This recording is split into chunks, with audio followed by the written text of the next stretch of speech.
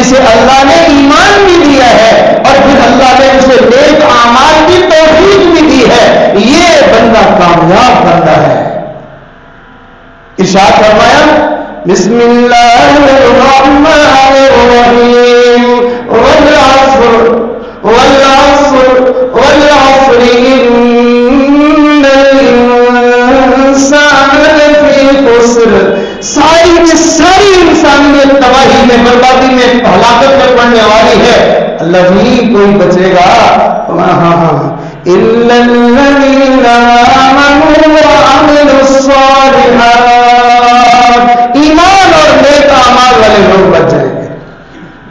بچ گیا ان الذین آمنوا ان الذین آمنوا وعملوا الصالحات لهم جنات تجری من تحتها الانہار ذلک الفوز الکبیر۔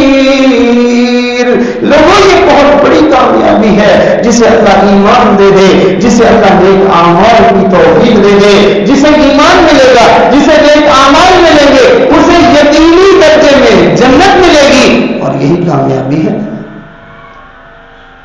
یہی کامیابی ہے۔ تو میرے عزیزوں،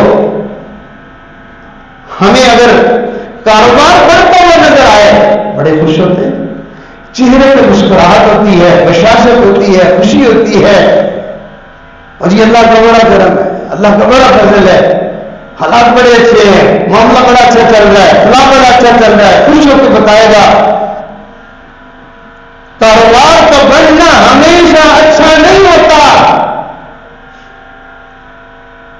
کاروبار کا بڑھنا ہمیشہ اچھا نہیں ہوتا، رزق کا زیادہ ہونا ہمیشہ اچھا نہیں ہوتا، پراٹھے کھانا ہمیشہ اچھا نہیں ہوتا، کبھی کبھی پراٹھے چوہے کو پکڑنے کے لیے بھی ڈالے جاتے ہیں۔ چوہا خوش ہو گیا کہ مجھے پراٹھا ملا، چوہے میاں خوش نہ ہو، تیری گچی ابھی قابو آ جائے گی، ابھی گردن تیری قابو آ جائے گی۔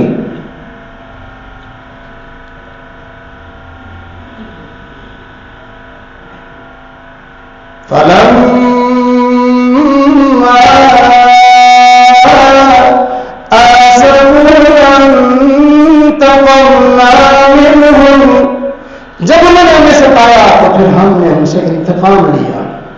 تو اللہ تعالیٰ کے انتقام لینے کے بہت سارے راستے ہیں، اللہ تعالیٰ کے بندے کو پکڑنے کے، بندے کی گرفت کرنے کے بہت سارے طریقے ہیں، لیکن سب سے خطرناک راستہ یہ ہے کہ اللہ رب العزت، بندہ اللہ کی نافرمانی میں لگا ہوا ہو اور اللہ بندے کے لیے نعمتوں کے دروازے کھولتا چلا جائے۔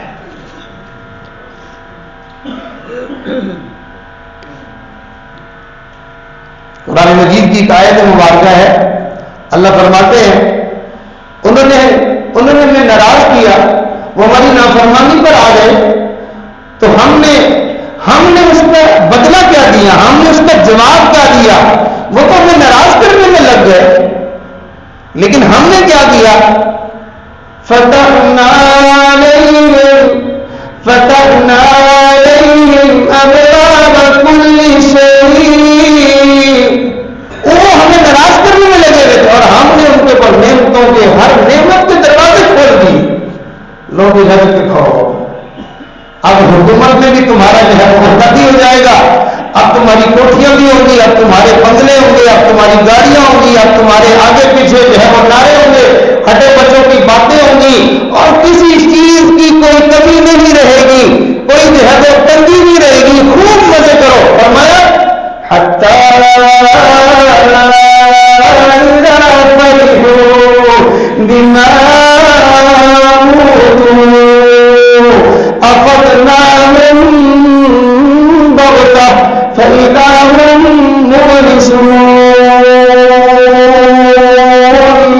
ہم نے جو کچھ ان کو دیا تھا نا، اس کی وجہ سے بڑے خوش تھے، ناچ رہے تھے، گا رہے تھے، اچھل رہے تھے، کود رہے تھے۔ فرمایا ہماری نعمتوں کی وجہ سے آپے سے باہر ہو رہے تھے، پھر کیا ہوا؟ اخذناہم بغتہ، بس اچانک ہم نے ان کو دبوچ لیا، فاذا ہم مبلسون، ان کو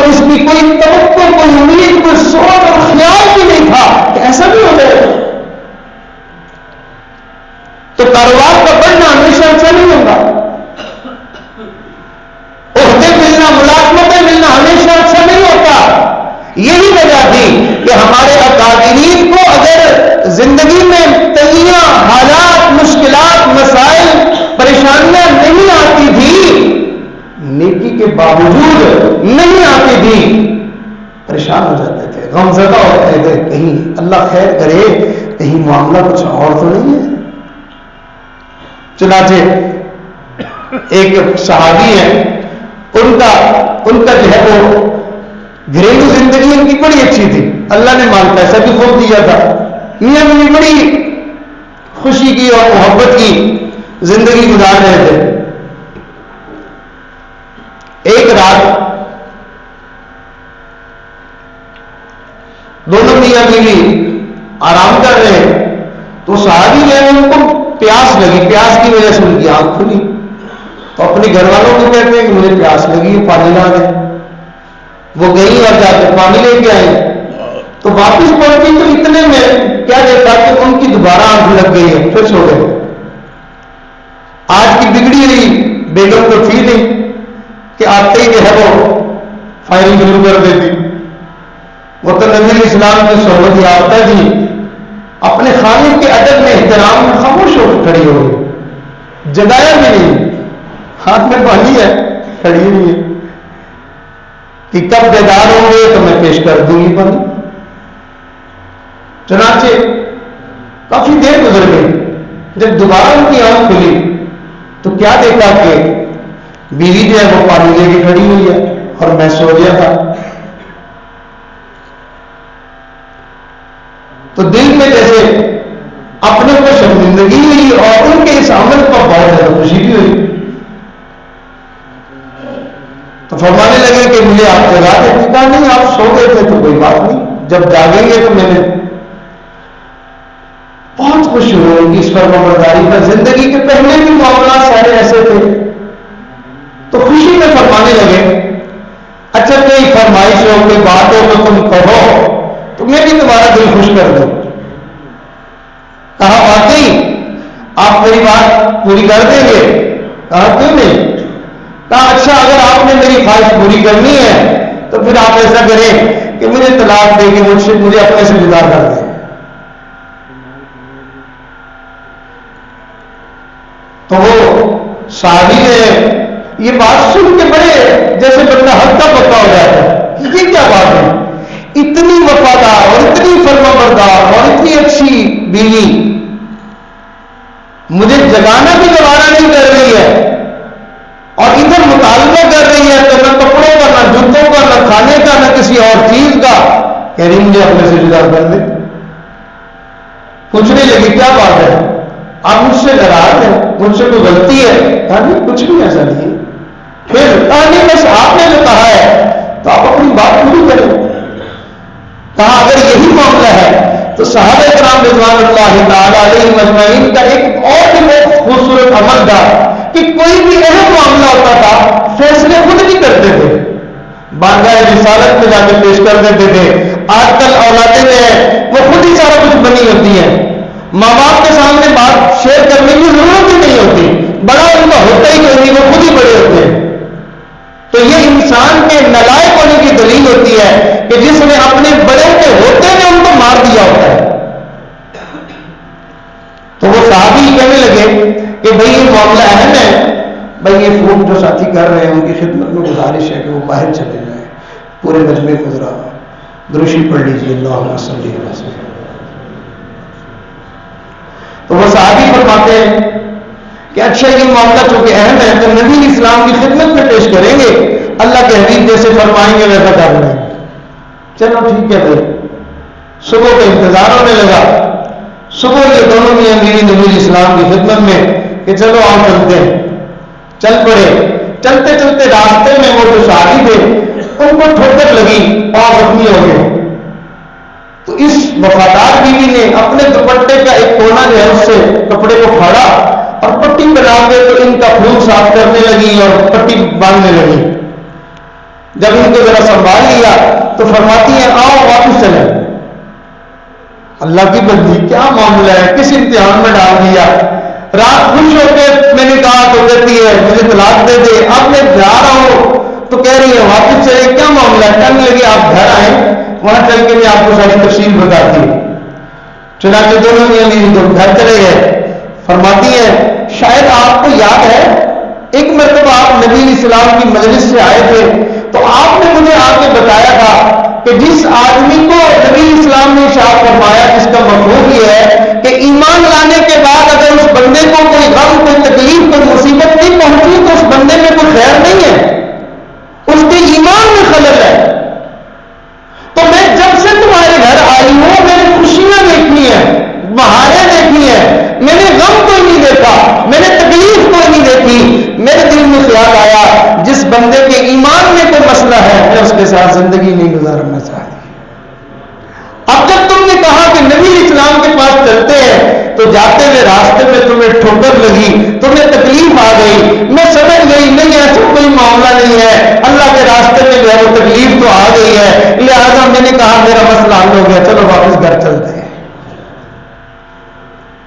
تو میرے عزیزوں, یہ زندگی میں جو نشیب و فراغ ہے, یہ جو اونچ نیچ ہے, کبھی صحت, کبھی بیماری, کبھی تنگی, کبھی آسانی, کبھی جو ہے وہ حالات کی جو ہے وہ پریشانی, اور کبھی اولاد کی پریشانی, اور کبھی جو ہے وہ کاروبار کی پریشانی, اور بندہ جو ہے اس کے ساتھ ساتھ نیک اعمال میں لگا ہوا ہے, سمجھ لے میرا معاملہ ٹھیک ہے, میرا معاملہ ٹھیک ہے کہ اللہ تعالیٰ نے مجھے اپنی رضا والے اعمال میں بھی لگایا ہوا ہے, اور یہ حالات اور یہ مسائل یہ بھی آ رہے ہیں, اور آپ کے یہ حالات مجھے میرے رب کا دروازہ دکھا رہے ہیں, مجھے اللہ کی طرف متوجہ کر رہے ہیں. یہ دراصل دونوں طرح سے آزمایا جاتا ہے, کبھی کھلا کے آزماتے ہیں کہ الحمدللہ کہتا ہے یا نہیں, اور کبھی بھوکا رکھ کے کرتے ہیں کہ یہ صبر کرتا ہے یا نہیں, نعمتیں دے کے بھی آزماتے ہیں, نعمتیں لے کے بھی آزماتے ہیں, خوش کر کے بھی آزماتے ہیں کہ شادی کے فنکشن میں مسجد ہی بھول جاتا ہے یا کہ فنکشن خوشی دینے والے رب کا